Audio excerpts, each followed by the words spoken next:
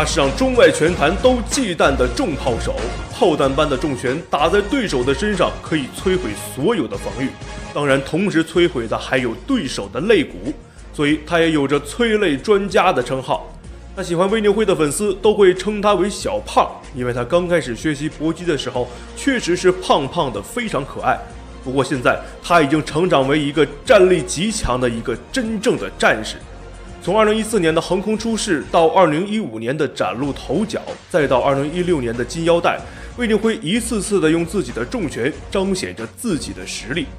那今天来挑战他的是来自波兰的托马兹·马克夫斯基。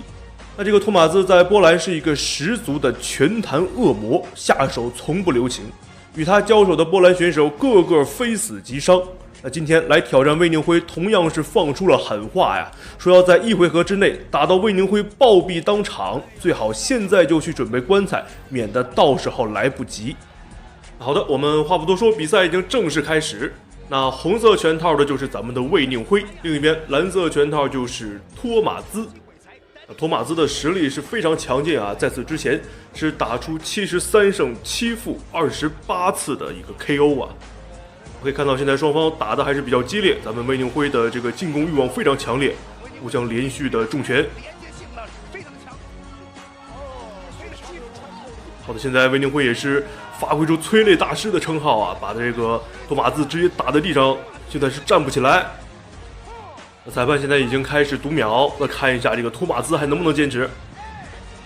哦呦，这个托马兹是再也站不起来了啊！裁判也是宣布结束了比赛。那这一回合，咱们的魏宁辉只用了不到40秒钟的时间就解决掉了这个托马兹。那我们来看一下刚刚的。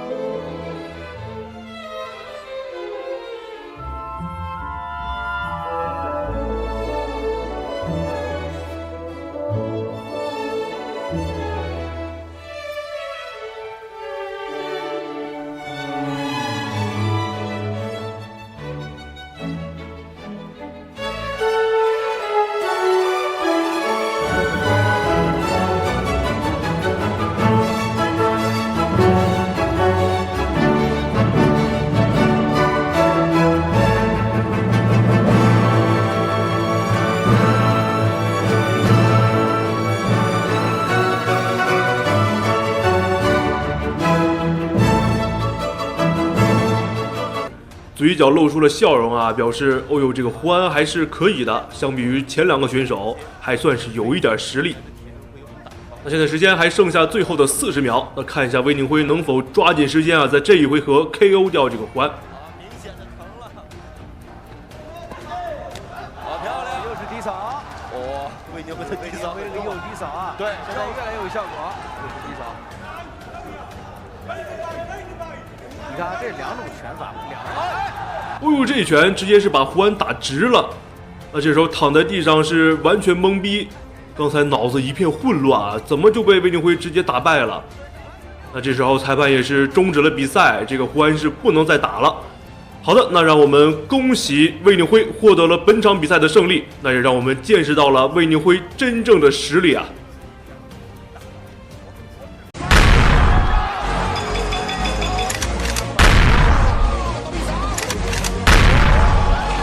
他是日本拳坛的死神，18岁就打了上百场的职业比赛，连续数场击败所有日本顶尖选手。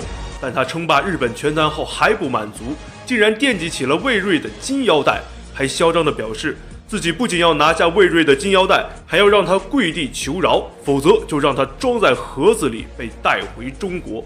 好的，现在我们话不多说，比赛已经正式开始。那红方选手红色拳套的就是咱们的魏睿，另一边蓝色拳套就是龚纳帕。可以看到双方在开始没有过多的试探啊，反而是打得非常激烈，尤其是咱们的魏睿压得非常紧啊。现在也是连续的踢腿。可以看到这个虽然龚纳帕呀开局前非常嚣张，疯狂挑衅咱们的魏睿，但是他也是非常害怕，这个拳套已经举过了头顶，生怕是魏睿踢到他。而且咱们的魏睿可以看到是要比这个龚纳帕高上一点儿，那所以说也是占据了一些优势。可以看到魏睿对于整场的一个节奏把控非常的好啊，把整个这个主动权掌握在自己的手里。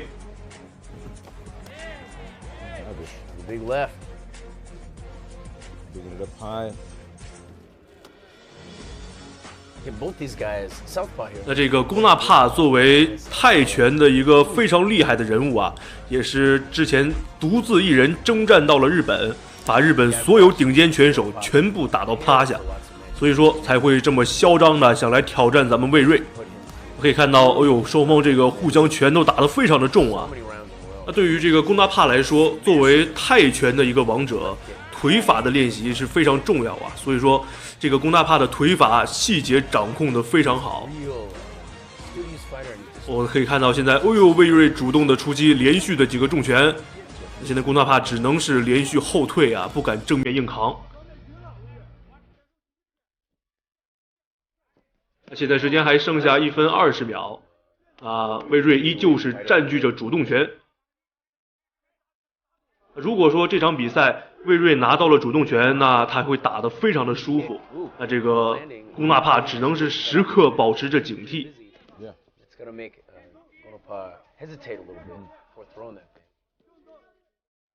Yeah, definitely his side.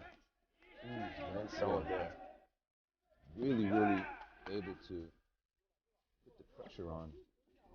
可以看到现在双方也是连续的一个用腿法去进攻啊。那咱们的魏睿，哦呦，一下是把这个龚纳帕踢倒了，这一下踢得非常漂亮啊！啊，魏睿作为一个世界顶尖的拳手，对于这个泰拳王，他自然也有自己应对的方法。可以看到这个魏睿的眼神非常坚定啊。如果说眼神是一把刀的话，已经把这个龚纳帕千疮百孔。那现在魏睿依旧是主动的去出击，时间还剩下最后的17秒。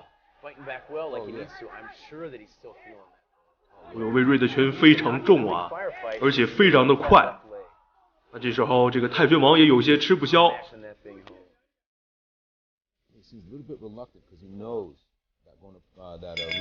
好的，那现在第一回合的比赛已经结束。那这一回合咱们的魏睿打的是非常勇猛啊，把这个龚纳帕是连续的击退。那让我们期待一下，在第2回合咱们的魏睿会有怎样精彩的表现。好的，现在第2回合的比赛已经正式开始。可以看到这个双方在休息过后啊，打得非常猛，尤其是这个龚纳帕就像回光返照一样，连续的进攻。另一边咱们的魏睿也是不甘示弱啊，也是连续重拳的轰击。可以看到这个龚大帕现在就像打了鸡血一样啊，哪怕是挨揍也要往前冲啊，为了他的这个金腰带。可以看到这个脸已经被打红了。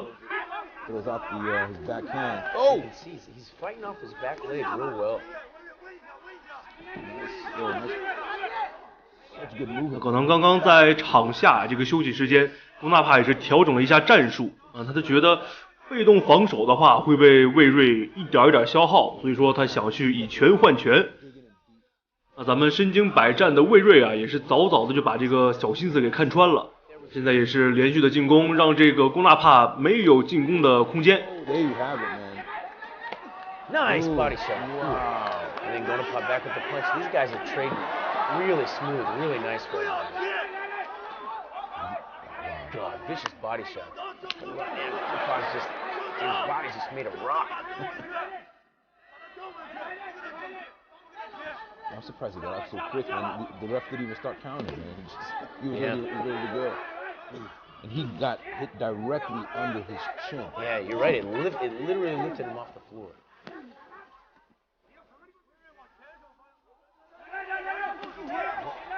Yeah, you can see that low kick is starting to affect. Anyway, he's doing a good job of punching, but he's not defending that kick. Yeah. The leg's a little red. 哎呦，这时候魏睿是连续的打了几拳这个龚大帕的脑袋。那这个龚大帕也是几分钟热度的选手啊，刚刚在打了1分钟左右的这个高强度战斗之后，突然这个时候就虚了下来。反观另一边，咱们的魏睿啊，这个时候正是势头正盛的时候。可以看到这个龚大帕也是连续的用出了几个鞭腿。那现在他终于是想起来自己是一个泰拳出身的选手啊。那现在时间还剩下最后的40秒，看一下魏睿能否抓紧这个时间啊，去重击这个龚大帕。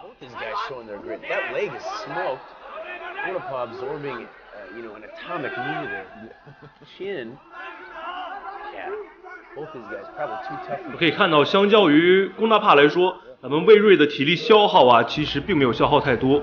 现在这个身法和这个拳法也都是非常的灵活。Feel the evidence of the shots, man. These are all knockout blows, man. These are all 100%, yeah, man. Tough dude, man. So heavy. Because, like, honestly. 好的，现在第2回合的比赛已经结束啊。那在上半场，这个龚大帕就像打了鸡血一样，下半场突然就虚了下来。当然，我们期待一下魏睿在休息过后啊，在第3回合，也就是最终一个回合，能否 KO 掉这个龚大帕。好的，那现在第3回合的比赛已经开始。那在最后一个回合，双方也不再保留体力，也不再留后手。那最后一个回合的比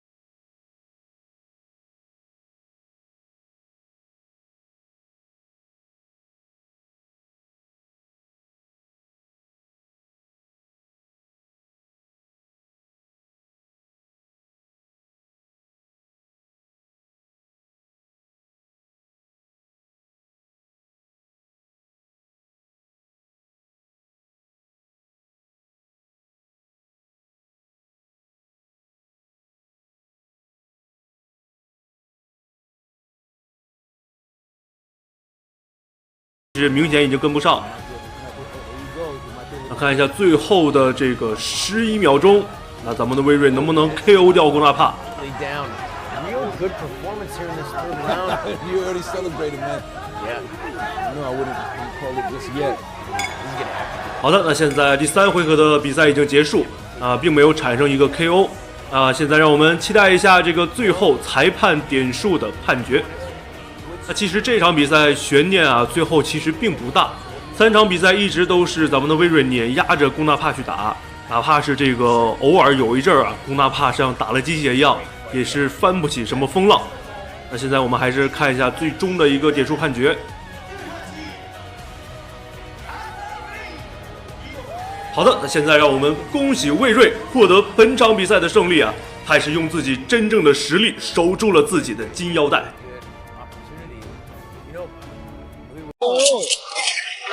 效果拉开距离，就像您说的，还是不能轻视对手。比死神方便还要猛的中国散打巨人，仅用2拳秒杀世界冠军，彻底看傻武僧一龙。让我们掌声请出来自中国的曹路健。好，各位亲爱的观众朋友们，欢迎收看本场比赛这一场中国大战新西兰的精彩对局。好，视频当中正在出场的小伙子就是比死神方便还要猛的中国散打巨人。上战绩50胜6负，其中包括26次 KO 的山东散打悍将曹鲁健，而且曾经还连续8年获得过山东省散打锦标赛的冠军，实力是非常的强劲。可以说和他交手的老外观众朋友们啊，基本上非死即残。让我们掌声请出来自新西兰的丹尼尔·杰梅。好，观众朋友们，那接下来正在出场的便是80公斤级别新西兰的王者丹尼尔·杰梅。这个家伙的作战经验可谓是非常的丰富啊！上战绩是打了108场比赛，78胜30负，而且他才33岁啊，正是当打之年。而且观众朋友们，这个家伙呢是非常的有钱啊，因为在每一场比赛开始之前啊，他都会和我们中国选手赌上全部的出场费。这次来中国已经是拿下了8连胜啊，8连胜的话是赢得了双份的出场费。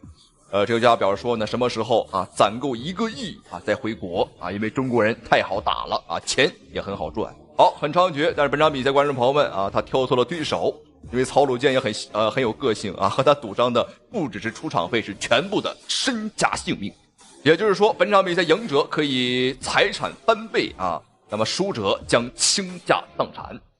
好，比赛开始了，不要少说。红方选手曹鲁健啊，一身红色的衣服；蓝方选手蓝色裤衩，便是丹尼尔·梅杰。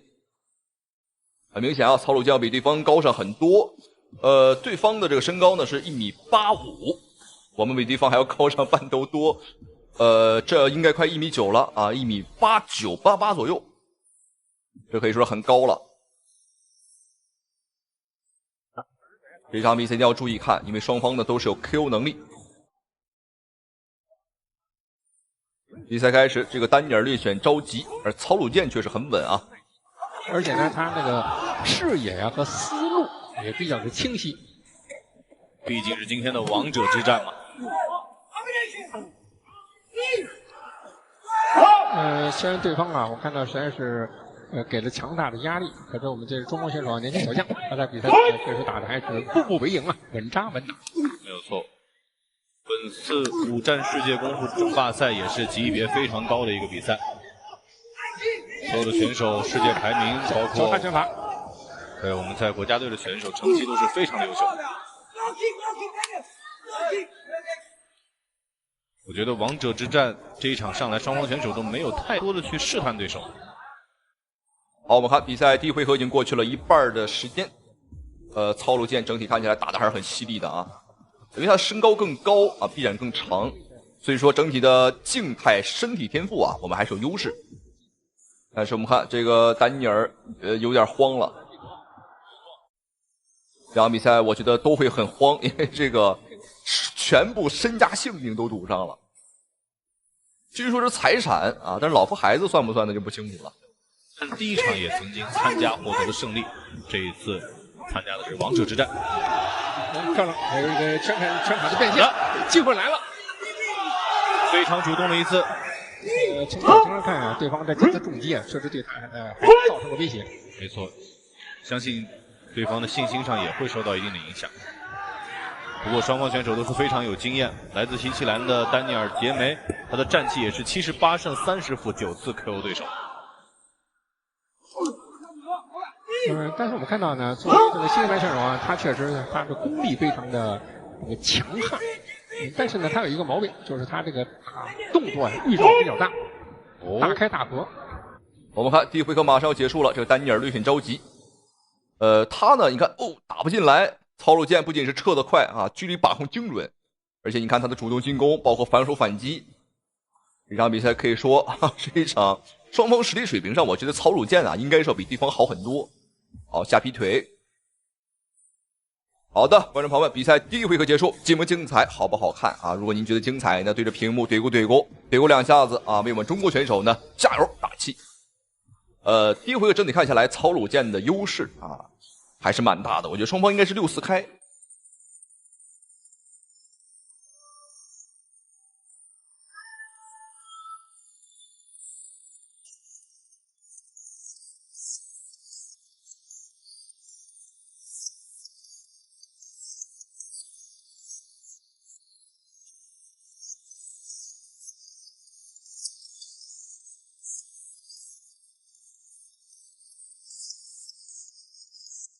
好，接下来比赛马上来到今天的第2个回合了，让我们一起来看一下双方这一回合的精彩表现，精彩的对局。山东巨人，这个山东的好汉和选手长得真是很高，1.9米的散打选手很少了。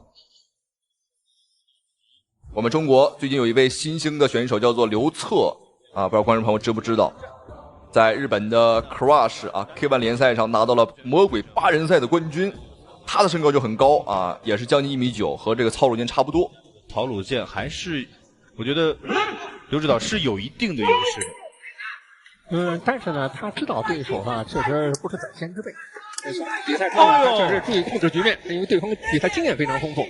你刚才这个迎击确实打的是恰到好处，所以他现在首先要保证这立于不败，不出现什么明显的纰漏。果然，第2局来自新西兰的丹尼尔·杰梅。不停地找到曹鲁健的破绽，真是斗智斗勇。这个迎击打非常好，好的，有机会，注意效果。好，观众朋友们，第2回合开局还不到1分钟的时间，我们看这个丹尼尔已经被打昏了。好，裁判也是毫不犹豫送给了他一次读秒。还能打抗击打能力的确是不错主要是必须得打，不打的话这个倾家荡产观众朋友们。好，我们看对方开始耍无赖了，通过频繁的搂抱来消磨时间。但我觉得曹鲁健应该是不会给他太多机会因为比赛还有2分钟但是我们看这个丹尼尔应该是挺不过去了，他有点飘摇，有点摇摇欲坠了。看来曹鲁健刚刚这一拳是给对方造成了不小的伤害。但是我觉得对方要不然就投降吧，这个要钱还是要命让对方自己选。你看得到第2局也是非常的主动。所以现在呢，他要掌握好自己的一个技术战术的节奏变化。对方现在非常聪明，马上跟你缠斗。这个时候如果聪明一点的话呢，打游动，打游击战，拉开，对，拉开距离，拉开这个角度。就像您说的，还是不能轻视对手。在这个技战术方面呢，要恰当的根据自己的特点来掌握战术变化。好，我们现场的观众，好，各位观众朋友们，结束了，裁判，挥手结束了比赛。这个我们没有想到会这么快。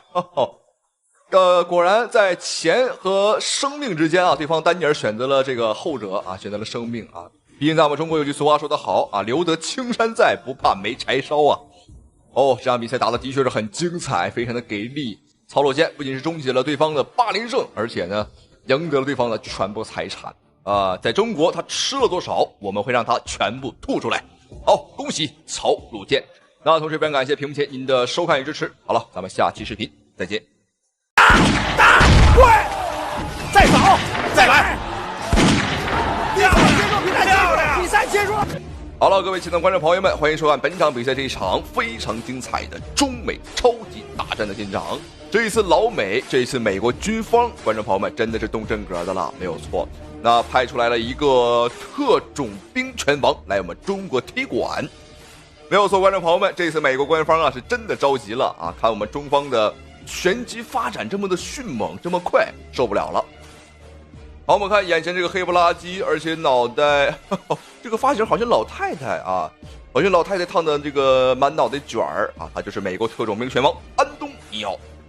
好，这个家伙，哎呦，后空翻，这不是人类，这是猴子吧？好，在前这个安东尼奥在接受我们中方媒体记者采访时，也是当众大放厥词。我是一名美国特种兵，我这次来中国的目的很明确，就是把中国人打到磕头认输。如果反抗，就打成植物人，让你们求生不得，求死不能。好，那这一次面对美国特种兵拳王的嚣张态度，我们中方选手田心霸气出山。好，田心的身份不简单啊，他是红三代，他的父亲和他的爷爷啊都是当兵出身。他的爷爷当年还参加过抗美援朝，没有错，打过这帮老毛子啊，打过这帮老美。所以说，观众朋友们，抗美是刻在田心的骨子里啊，和他的细胞里的。好，赛前对方的美国特种兵安东尼奥也表示说呢，是吧？如果中国选手敢反抗啊，敢不认输的话，那就打成植物人儿，很猖獗啊！但是他不知道的是，这是我们中国擂台，这是我们的中国土地啊！你敢来，那你就别想活着走了。好，比赛马上开始，让我们废话少说，来看双方选手这场比赛的精彩对局。好的，红方选手红色拳套啊，金色战袍，中方选手田心。他有着钢筋混凝土般的铁腿以及重炮般的重拳。好，再来看一下蓝方选手黑色拳套啊，穿着黑色大裤衩。这个家伙就是美国特种兵拳王安东尼奥，既像老太太啊，又像猴子。所以你就从他的一招一式来看，没有太强的一种拳击手。这场比赛有玄机，有玄机，看着吧。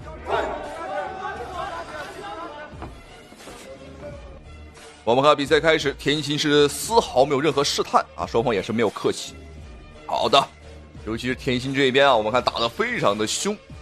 的确啊，打美国人就该这么打。因为我们都知道这个美国人啊，本质上来讲呢，他们喜欢捏软柿子啊，喜欢欺负人。你看这个韩国和日本被这个美国都捏成啥样了，观众朋友们啊，捏成小弟了啊，再说不好听点，都捏成孙子了。确实打挺行，他的开球倒是打得不错。安东尼奥，毕竟现在美国队现在是领先，3-2领先了，在枪上在打，所以就给这个安东尼奥有一种自信心。领先了，我们赶上。好，比赛第一回合已经过去了一半的时间，我们看田心腿法不错，他的腿法进攻频率呢还是很高的啊。而反观对方的安东尼奥，这个家伙的话以拳法为主。好的，哎，漂亮。就该这么打，哎，对了，哈哈，就该踢对方的这个小腿内侧。再来，漂亮！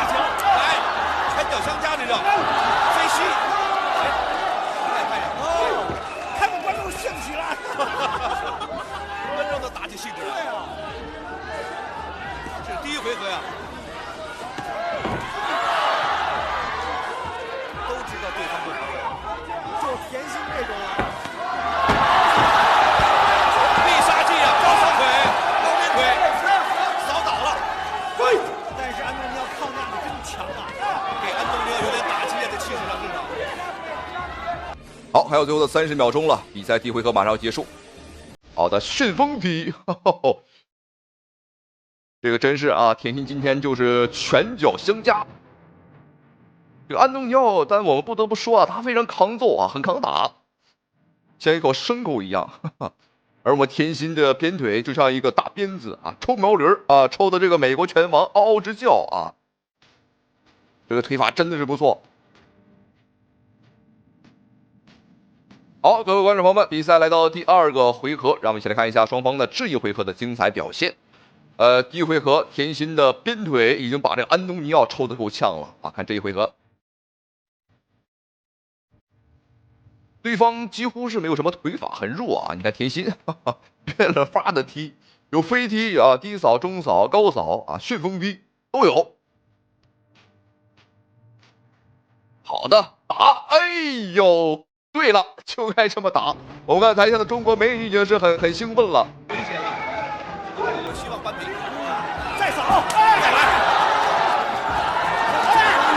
越怕越怕。第三接住，漂亮！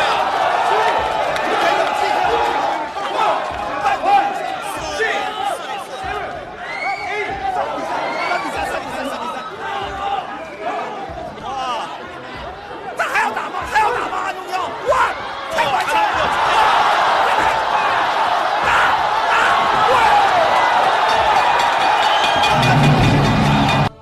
好，各位亲爱的观众朋友们，结束了，本场比赛打完了啊。那对方的美国特种兵安东尼奥这个特种兵拳王啊，他以为自己拳法不错，但是没有想到我们中国小伙是一个腿法高手哈。那今天也是给了他的这个腿啊上了一课。我觉得对方应该是走不了路了，应该得抬着走了。好，本场比赛恭喜我们的中方选手田心，那同时也非常感谢屏幕前啊您的收看与支持。好了，观众朋友们，咱们下期视频不见不散。